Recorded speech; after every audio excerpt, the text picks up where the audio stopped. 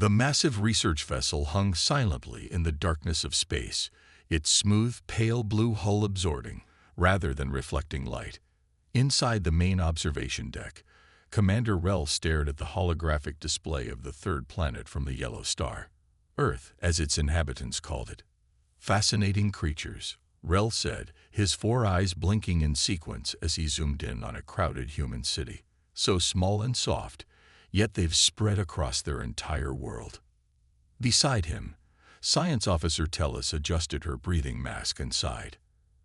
And they fight constantly. Look at these radiation readings from their last century. They nearly destroyed themselves multiple times.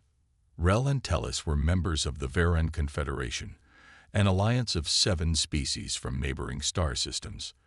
The Varans themselves resembled tall, slender humanoids with light blue skin, 4 eyes arranged in a diamond pattern, and 2 sets of breathing slits on their necks. They had evolved as prey species on their respective worlds, developing intelligence as a defense mechanism. The concept of predatory intelligence was both fascinating and terrifying to them. That's why High Command sent us, Rel said. We need to understand them before they develop space travel. The readings suggest they're close. For 3 months, the Varan ship observed Earth from beyond the range of human detection systems. They monitored communications, studied military movements, and built a database of human behavior. The more they learned, the more concerned they became. One morning, as Rel was reviewing overnight reports in his quarters, Lieutenant Mox rushed in without announcing himself. A serious breach of Varan protocol. Commander, we intercepted something important, Mox said, his voice tight with excitement. The humans are moving a new weapon type to a testing facility. Based on their security protocols, it appears to be something unprecedented. Rel's upper eyes narrowed while his lower ones widened, the Varan expression of intense interest. Show me. In the command center, Mox played an intercepted transmission between human military bases. The humans spoke of final testing phase and deployment readiness for something called Project Rainmaker. Their encryption was strong, Mox explained, but we picked up the transport route. A single ground vehicle, minimal escort. They're being secretive even from their own people. Rel paced the smooth floor, his 4-fingered hands clasped behind his back. The Varan Confederation's primary directive was observation only, no interference with developing species. But their secondary directive was to assess potential threats to galactic stability. If this weapon represents a significant advancement in human warfare capability, Rel said slowly, we have a duty to understand it. Science Officer Tellis, who had joined them in the command center, shook her head. The directive forbids direct contact. Not contact, Rel clarified. Acquisition of a sample. We can send a stealth drone. The humans need never know. After hours of debate, the mission was approved. The Varans selected their smallest stealth craft, piloted by Lieutenant Mox with 2 security specialists. They would descend during Earth's night cycle, intercept the transport vehicle in a remote area, extract a single weapon unit, and return to the ship. Remember, Rel instructed as the team prepared to depart, absolute minimum interaction. If detected, abort immediately. We're scientists, not warriors. Mox nodded, his expression solemn. We'll be as quiet as ghost particles, Commander. The small craft departed, its advanced cloaking system bending light around its hull. It descended through Earth's atmosphere without triggering any human detection systems and hovered above a desert road in what humans called the southwestern United States. From their vantage point, they watched a simple truck with military markings driving alone on the empty road. Scans confirmed it carried several metal containers with unusual energy signatures. That must be it, Mox whispered, though no human could possibly hear him. Deploying extraction drone. A small disc-shaped device detached from their craft and silently approached the moving truck. Using precision tools, it cut through the vehicle's roof without the driver noticing, extracted a metal cylinder approximately 30 centimeters long, and returned to the stealth craft. Acquisition complete. Mox reported back to the main ship. No signs of detection. Returning now. The journey back was uneventful. The stealth craft docked in the main ship's hangar bay, where a team in protective suits waited to receive the human weapon. They placed it in a containment field and transported it to the high-security laboratory. Commander Rel met them there, his posture rigid with anticipation. "Show me what the humans have created." The containment field hummed softly as it lowered, revealing a simple metal cylinder with minimal markings. It had a small lever on top and some writing on the side. "This is it?" Rel asked, expecting something more impressive. "Are we certain this is the weapon?" Dr. Tellis approached the cylinder, scanning it with various instruments. "Confirmed, Commander. It contains a complex mixture of chemicals. The energy signature matches what we detected. This is definitely what they were transporting with such security." "It seems so. Primitive," Rel observed. "Run a complete analysis. I want to know exactly what this device does and why the humans value it so highly." The science team began their work, carefully documenting every aspect of the cylinder without activating it. They discovered it had a simple mechanical triggering system and contained pressurized contents. "Perhaps its simplicity is intentional," suggested Vin, a junior researcher with a reputation for unconventional thinking. "Maybe it's designed to be used by their least trained warriors." Rel considered this. Or perhaps its effectiveness doesn't rely on technological sophistication. As night fell and most of the crew entered their rest cycle, Rel remained in his office, reviewing the preliminary findings. Something about this human weapon troubled him deeply. It didn't seem designed for maximum physical damage like most weapons. Its purpose remained elusive. The next morning, as Rel entered the laboratory, alarms suddenly blared throughout the ship. The emergency communication system activated. "Commander Rel to the bridge immediately," came the urgent voice of the first officer. "Human detection systems have become active. They're scanning this sector of space." Rel's 4 eyes blinked rapidly in sequence, the Varen sign of alarm. Had they been discovered? Was their mission compromised? As he rushed toward the bridge, one thought remained fixed in his mind. They needed to understand this weapon before any potential confrontation with humans. If this simple cylinder was important enough for such security, what did it reveal about humanity's true capabilities? Little did Rel know, the true horror was not in the weapon's destructive power, but in what it revealed about the species that created it. Commander Rel rushed onto the bridge, his long strides carrying him swiftly through the sliding doors. The main screen showed Earth below them, with several blinking red dots indicating active radar installations. "Report," Rel ordered, his voice steady despite his concern. First Officer Lom turned from her station. "Human military installations have activated high-powered scanning equipment. They appear to be conducting a standard search pattern, not focused on our position." "Cause?" Rel asked. "Unknown," Lom replied. "But the timing suggests they may have noticed something during our extraction mission." Rel considered their options. The ship's cloaking technology should keep them hidden, but remaining in orbit increased their risk of detection. "Move us to the dark side of their moon," he decided. "We'll continue our analysis from there." As the ship quietly repositioned, Rel returned to the laboratory where Dr. Tellis and her team were studying the human weapon. The metal cylinder sat in the center of the room, surrounded by scanning equipment and curious Varen scientists. "What have you learned?" Rel asked. Dr. Tellis gestured toward a large display showing the internal structure of the cylinder. "It's puzzling, Commander. The device contains a pressurized mixture of chemicals, primarily something the humans call 2-chlorobenzolmalonitrile." "What does it do?" Rel asked. "That's the strange part," Tellis said, her 4 eyes blinking in sequence, a sign of confusion. "It's not explosive in the conventional sense. The chemicals are designed to become airborne when the device is activated." "A gas weapon," Rel suggested. "Yes, but not like anything in our records," Tellis said. "The strange thing is how simple it is. By our standards, it's almost primitive." Vin, The junior researcher stepped forward hesitantly. "Commander, I noticed something unusual in the design." "Go ahead," Rel encouraged. "The device has a manual activation system. This small lever," Vin pointed to a piece on top of the cylinder. "Once activated, it has a short delay, then releases its contents in all directions."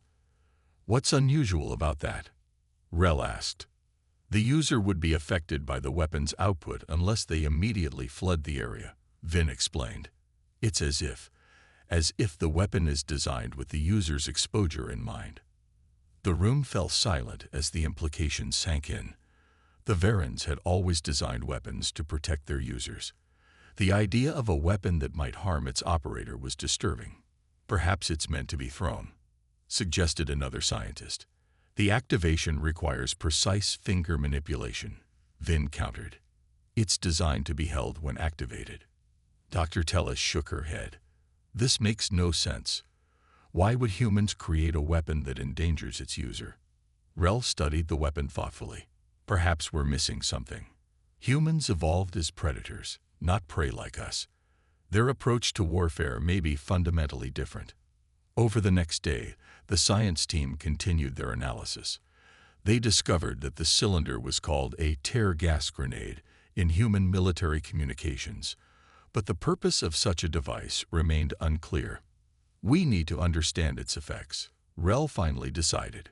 "Prepare a controlled activation test." The testing chamber was prepared with multiple sensors to capture every aspect of the weapon's deployment. The team placed the cylinder in the center of the room and set up remote activation. "Containment fields at maximum," Dr. Tellis reported. "Air filtration systems active. We're ready to begin."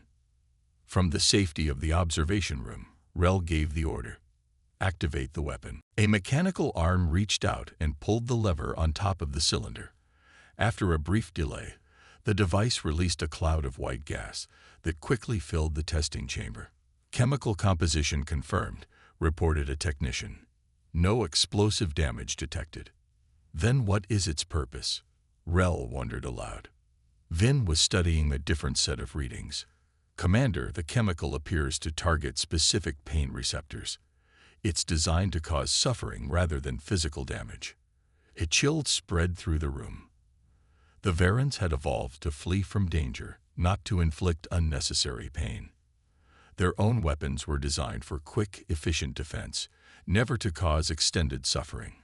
"You mean the humans created this specifically to cause pain?" Rel asked, his voice low. "Yes," Vin confirmed. "And based on these molecular structures, it would be particularly effective on mucous membranes, eyes, nose, mouth. Maximum discomfort with minimal permanent damage." Before anyone could respond, warning lights flashed in the testing chamber. The containment field was fluctuating.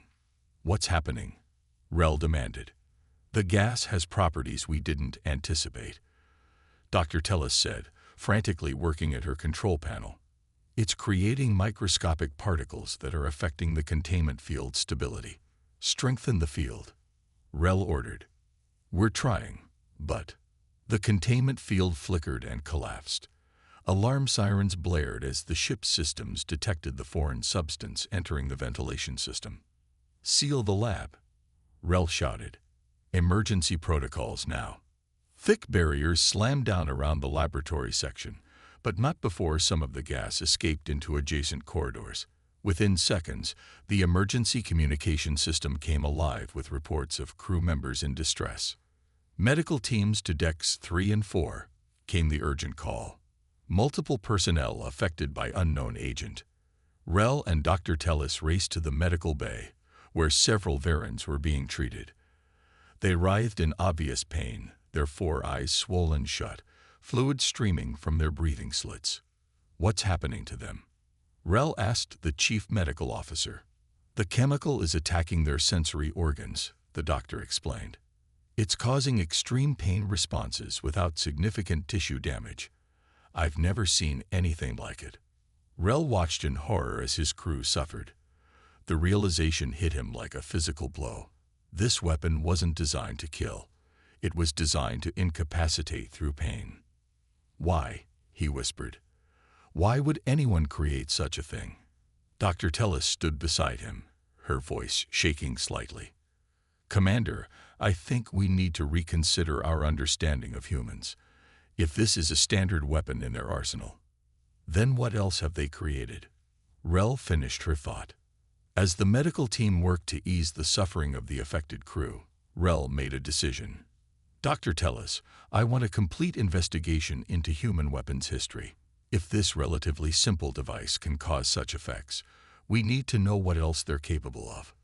Little did Rel know that their discovery was just the beginning.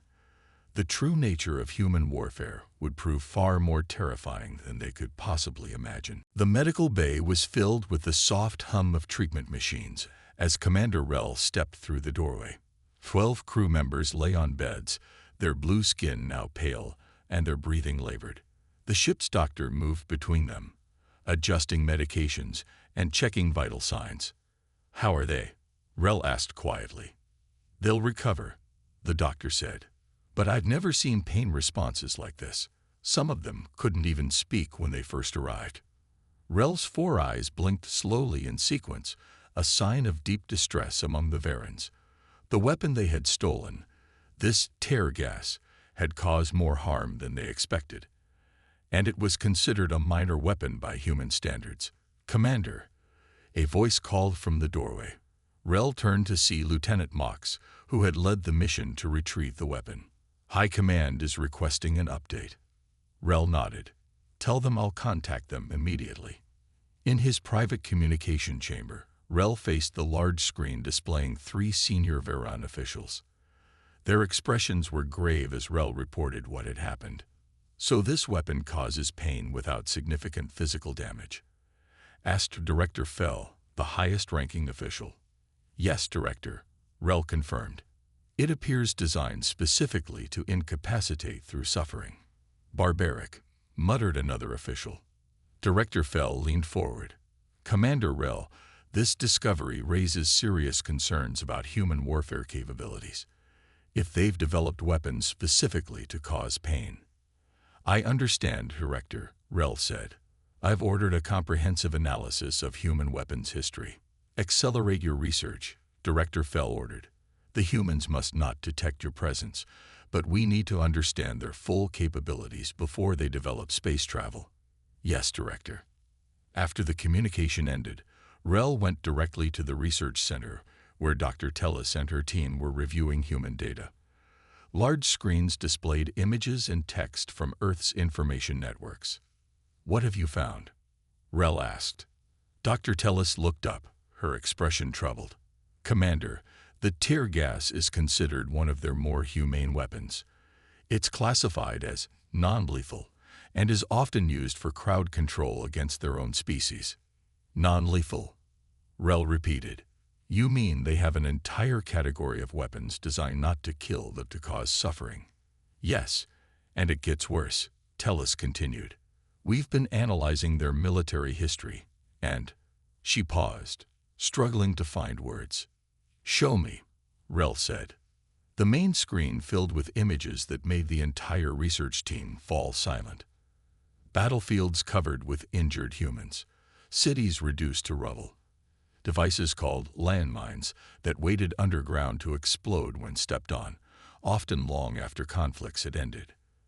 They call this one napalm, Tellis explained, pointing to an image of a burning human settlement. It's a flammable gel that sticks to organic matter and continues burning. It's designed to be difficult to extinguish.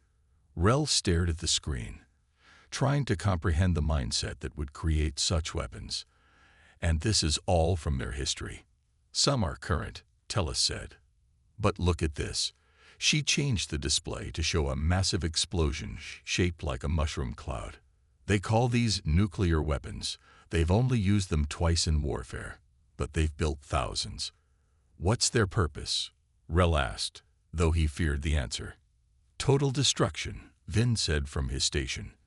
A single device can destroy an entire city and make the area uninhabitable for years. The radiation causes painful death and birth defects for generations.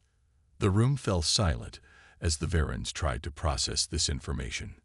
Their species had evolved as prey, developing intelligence and technology as defensive measures. The concept of creating weapons specifically for mass destruction was alien to their thinking. "There's something else," Vin added hesitantly. "I've been studying their psychological profiles, and I've noticed a pattern."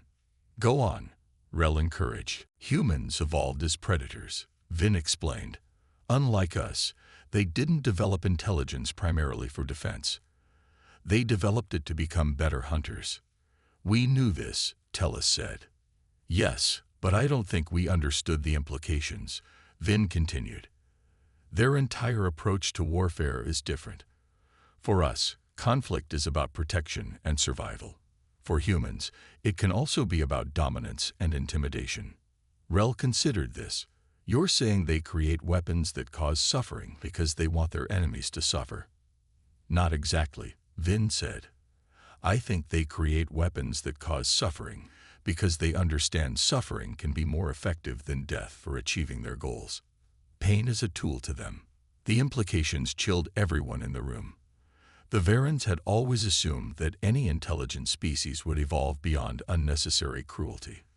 The humans challenged this fundamental belief. "There's more," Dr. Tellus said, her voice low. "They have weapons designed to attack only biological systems, diseases they've modified to be more deadly." "Biological weapons," Rel murmured. "And they've developed chemical agents that attack the nervous system, causing paralysis and death through suffocation while the victim remains fully conscious." Rel turned away from the screen, needing a moment to collect himself. The violence humans inflicted on each other defied Varan understanding. "Commander," a voice came through the communication system. "We're detecting unusual activity from Earth. Multiple launch facilities have become active." Rel rushed to the bridge, where First Officer Lom was monitoring Earth's activities. "What's happening?" he demanded. "The humans have launched several rockets," Lom reported. "They appear to be deploying new satellites. Some are equipped with advanced scanning technology." "Can they detect us?" "Not yet," Lom said. "But their technology is improving rapidly. If they continue at this pace, how long before our presence is at risk?" Lom's 4 eyes blinked in the pattern indicating uncertainty. "Days, perhaps. Their rate of advancement exceeds our projections." Rel made a quick decision. "Contact High Command. Request permission to withdraw to a safer observation distance." As the communication was sent, Rel stared at the image of Earth on the main screen. The blue and green planet looked peaceful from this distance. It was hard to believe that such a beautiful world harbored beings capable of creating weapons designed specifically to maximize suffering. "Commander," Dr. Tellus said from beside him, "if humans ever develop space travel and encounter other species—" "I know," Rel said quietly. "May the stars help any world that becomes their enemy." Behind them, on a secondary screen, images from Earth's history continued to play, silent testament to humanity's capacity for both creation and destruction. The Varans had come seeking knowledge about a potential new species in the galactic community. Instead, they had discovered something their civilization had never encountered before: a predator with the intelligence to reach the stars. The Varan ship moved silently away from Earth's moon, retreating to a safer distance. From the observation deck, Commander Rel watched as the blue planet grew smaller on the main screen. His mind was filled with troubling images of human warfare. "Permission to enter, Commander." Rel turned to see Vin standing in the doorway. The young researcher looked tired, his blue skin slightly paler than normal. "Come in," Rel said. "Have you found something new?" Vin approached hesitantly. "Yes, Commander. I've been reviewing more of the human historical records, and I've discovered something disturbing. More disturbing than what we've already seen." Rel asked, finding it hard to imagine. "It's about how humans view weapons," Vin explained. "They have international agreements called conventions that limit what weapons they can use in war." "That sounds positive," Rel said. "At least they recognize some boundaries." "That's just it, Commander," Vin said, his voice dropping. The existence of these agreements means they've considered even worse weapons, and sometimes they ignore their own rules. Vin activated a small display device showing images of human conflicts.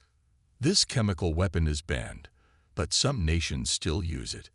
This explosive is prohibited because it leaves fragments that can't be detected by medical equipment, making it impossible to treat the wounded properly.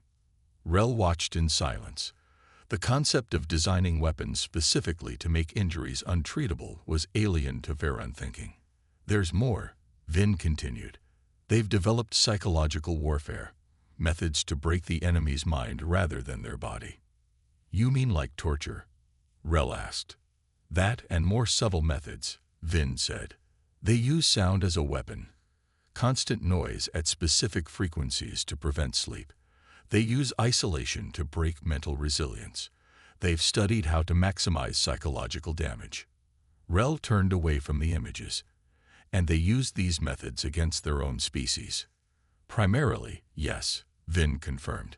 Though we found evidence they would consider using them against any potential extraterrestrial threat.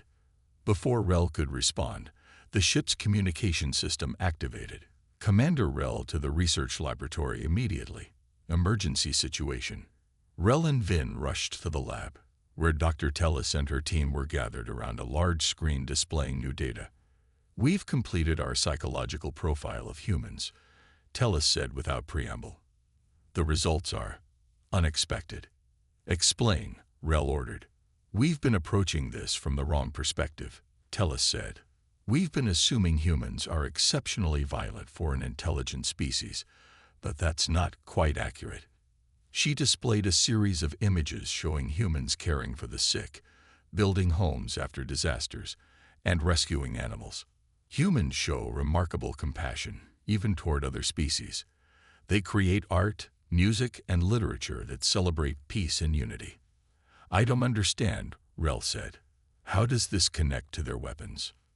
That's the key insight, Tellis explained. Humans have a profound capacity for both compassion and cruelty. They can design weapons to maximize suffering, but they also create technologies to minimize it. They fight devastating wars, then devote enormous resources to rebuilding what they destroyed. Vin stepped forward. It's their dual nature that makes them dangerous, Commander. They're not predictable. A purely violent species would be easier to understand. Our analysis suggests, Tellis continued, that humans develop their capacity for violence as predators, but their capacity for cooperation as social creatures. Both traits evolve together, creating a species capable of extreme behaviors in either direction. Rel struggled to comprehend this contradiction. The Varens, like most intelligent species in the Confederation, had evolved along a more consistent path. They had always been prey animals, developing intelligence primarily for defense and cooperation. So what does this mean for our assessment? Rel asked. It means humans are more dangerous than we initially believed, Tellis said gravely. Not because they're inherently violent, but because they're adaptable. They can justify almost any action if they believe it serves their survival or their principles. The discussion was interrupted by an urgent call from the bridge. Commander, we're detecting an unusual energy spike from Earth. Rel rushed to the bridge, where First Officer Lom was monitoring the situation. Report, Rel demanded. The humans have activated a new type of radar system, Lom explained. It's using quantum principles we didn't expect them to discover for at least another decade. Their technological advancement is accelerating. Can they detect us at this distance? Not yet, Lom said, but their progress is remarkable. At this rate, they'll develop reliable space travel within 5 years, not 20 as we predicted. Rel turned to his communication officer. Contact High Command. We need to report these findings immediately. Within an hour, the Varen leadership had convened an emergency session. On the main screen, Director Fell and the High Council listened as Rel presented their discoveries about human weapons and psychology. Based on these findings, Rel concluded, we recommend classifying humans as a Class 1 threat. A murmur spread through the council. No species had ever been given this designation. It had been created theoretically for a civilization that was both technologically advanced and fundamentally dangerous to others. "This is unprecedented," Director Fell said. "Class 1 designation would require establishing a containment protocol around Earth's solar system." "With respect, Director," Rel said, "containment may not be possible. Humans are advancing too quickly. If they develop faster than light travel before we establish proper measures." "Are you suggesting preemptive action?" another council member asked, the Veron equivalent of raising eyebrows. "No," Rel said firmly. "I'm suggesting we reconsider our entire approach. Humans aren't like us. They don't think like us. Their predatory origins have given them a perspective that's fundamentally different from anything in the Confederation." "Different how?" Director Fell asked. "They see conflict as sometimes necessary, even beneficial," Rel explained. "They have a concept called creative destruction. The idea that breaking down old systems allows new ones to emerge. This shapes everything from their economics to their warfare." The council fell silent, contemplating the implications. Finally, Director Fell spoke. "Commander Rel, your discovery of this human weapon may have revealed the most significant challenge our Confederation has ever faced. Not because of the weapon itself, but because of what it tells us about human nature." "What are your orders, Director?" Rel asked. "Maintain your observation position, but prepare for immediate withdrawal if detected. We need time to develop a comprehensive response to the human question." As the communication ended, Rel returned to the observation deck. Earth was now just a small blue dot on the screen, beautiful and seemingly peaceful from this distance. "They'll reach the stars soon," Vin said, having joined Rel on the deck. "And when they do, the galaxy will never be the same," Rel finished. 6 months passed since the Varen research vessel's retreat from Earth. During that time, Commander Rel had been promoted to Director of Human Studies, leading a new division created specifically to monitor and understand the emerging threat that humanity posed to galactic peace. Today, Rel stood before the Grand Council chamber on the Varen homeworld. Representatives from all 7 species of the Confederation had gathered for this historic meeting. The chamber was designed as a series of concentric circles, with delegates seated according to their species. The lighting was kept dim to accommodate the various visual sensitivities of the member races. Director Rel, announced the council leader, an elderly Varan with pale blue skin, "Please present your findings on the human situation." Rel stepped to the center of the chamber. Above him, a large holographic display activated, showing Earth's solar system. "Esteemed council members," Rel began, "6 months ago, our research team discovered a weapon of human design. What began as a simple analysis mission has revealed the most significant threat our Confederation has encountered in its 1,000-year history." Rel gestured, and the display showed images of Earth's rapidly developing technology, rockets launching, new satellites deploying, advanced reactors being constructed. "Human technological development has continued to accelerate beyond our projections," Rel explained. "They have already established permanent bases on their moon and are preparing for missions to the 4th planet in their system." Murmurs spread through the chamber. One delegate from a reptilian species stood. "Director, we've monitored many developing civilizations. What makes these humans uniquely dangerous?" "Their psychology," Rel answered simply. "Most spacefaring species in our records evolved from prey animals or peaceful herbivores. Our intelligence developed primarily as a defense mechanism or a means of cooperation." The display changed to show human history, the rise and fall of empires, global wars, and moments of both tremendous cruelty and remarkable compassion. "Humans evolved as predators," Rel continued. "Their intelligence developed not just for defense, but for hunting. This gives them a fundamentally different approach to technology and conflict." Another delegate spoke up. "Are you suggesting we take preemptive action against a species that has not yet left their own solar system?" "No," Rel said firmly. "I am suggesting we prepare for all possibilities. The traditional containment protocols may be insufficient for humans. The chamber erupted in debate. Some delegates argued for establishing the quarantine zone around Earth's solar system. Others proposed initiating diplomatic contact to guide human development. A few even suggested more drastic measures. Amidst the chaos, Dr. Tellis approached Rel and whispered urgently in his ear. Rel's 4 eyes widened in alarm. "Council leader," Rel called out, silencing the chamber. "I've just received critical information. Our observation outpost near Earth has detected an energy signature we've never seen before. The humans have activated something in their asteroid belt." The council leader leaned forward. "Explain." "It appears to be." Rel hesitated, almost unable to believe the report. "It appears to be a prototype faster than light drive." Stunned silence fell over the chamber. FTL technology was the threshold for galactic citizenship, the point at which a species could no longer be contained to their home system. "Impossible," said one delegate. "Our projections gave them at least 30 more years before FTL capability." "The evidence is clear," Rel responded, displaying the data. "They've done in months what took our species centuries. And there's more." The display changed to show multiple launch facilities on Earth becoming active. "They're preparing to test the drive," Rel explained. "Our sensors detect multiple vessels under construction.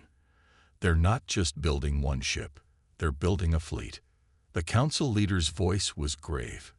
"Director Rel, what do you recommend?" Before Rel could answer, the chamber's emergency alert system activated. A technician rushed in. "Council leader, human vessels have activated their drives. They're already leaving their solar system." The main display showed several small ships moving at incredible speeds, far faster than should have been possible for such a young civilization. "Track their course," the council leader ordered. "That's the strange part," the technician replied. "They're not heading toward any Confederation worlds. They're moving in different directions, outward into unexplored space." Rel studied the trajectories. "They're exploring," he realized, "not invading." The council debated frantically about how to respond. Some wanted to intercept the human ships. Others argued for immediate diplomatic contact. A few even suggested destroying the vessels before they could return to Earth with whatever they discovered.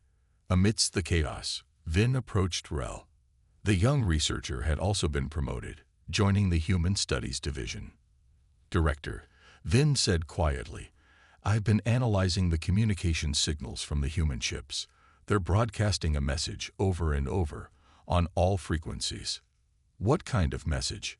Rel asked. "A greeting," Vin said, sounding surprised. "And an invitation for peaceful contact. They're announcing themselves to the galaxy." Rel considered this information. Everything they had learned about human weapons and warfare suggested a dangerous species. Yet here they were, reaching out with a message of peace as their first act upon leaving their solar system. The council leader called for order. "Director Rel, your final recommendation." Rel stepped forward, feeling the weight of history on his shoulders. "We cannot predict humans. That is what makes them dangerous and potentially valuable. I recommend cautious diplomatic contact, but with our fleet at full readiness." After hours of debate, the council approved Rel's plan. A delegation would be sent to meet the human explorers, with warships hidden nearby as a precaution. Later that evening, Rel stood in his private quarters, looking at a small object on his desk, the tear gas canister that had started everything. Beside it lay something he had recently acquired. A human child's toy, a small figure of a human wearing what they called a spacesuit. The same species that creates weapons to cause suffering also creates toys to inspire their children to reach the stars, he murmured to himself. Vin entered after a respectful chime. "The delegation ship is ready, Director. The Council has appointed you to lead the first contact team." Rel picked up the toy astronaut. "In all our history, we've never encountered a species like humans. They create terrible weapons, yet they dream of peaceful exploration. They fight devastating wars among themselves, Yet they reach out with messages of friendship. What do you think will happen when we meet them? Vin asked. Rel's 4 eyes blinked in sequence, the Veron expression of thoughtful uncertainty. I don't know. And that, perhaps, is the most important thing we've learned about humans. They are unpredictable. They could be the greatest threat the galaxy has ever known, or its most unexpected protectors. As Rel prepared to depart on his historic mission, he knew one thing with certainty. The galaxy was about to change forever. The species that had created weapons designed to cause pain had also created ships designed to carry dreams across the stars. What that contradiction meant for the future of all intelligent life remained to be seen.